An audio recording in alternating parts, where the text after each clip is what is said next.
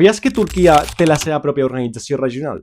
Avui parlem de l'Organització dels Estats Turcs, com el Consell d'Europa, però en modo turc. L'any 2009, 4 estats turcs decideixen començar a cooperar en temes com la cultura, l'economia i la política, amb l'objectiu de reforçar els llaços entre els països turcoparlants, fins i tot promovent una identitat comuna.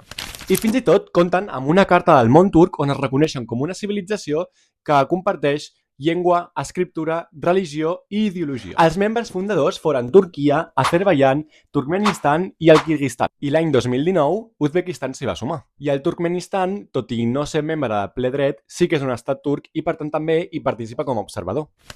L'organització compta amb diverses institucions, però entre les més importants s'hi troben el Consell de Caps d'Estat, el Consell de Ministres d'Exterior i el Secretariat. I també compta amb un Consell d'Ancians que representa la saviesa dels antecessors. L'organització també funciona com a paraigües per a altres mecanismes de cooperació com el Consell de Cultura Turca o l'Assemblea Parlamentària dels Estats Turcs i també d'altres institucions com l'Acadèmia Internacional Turca.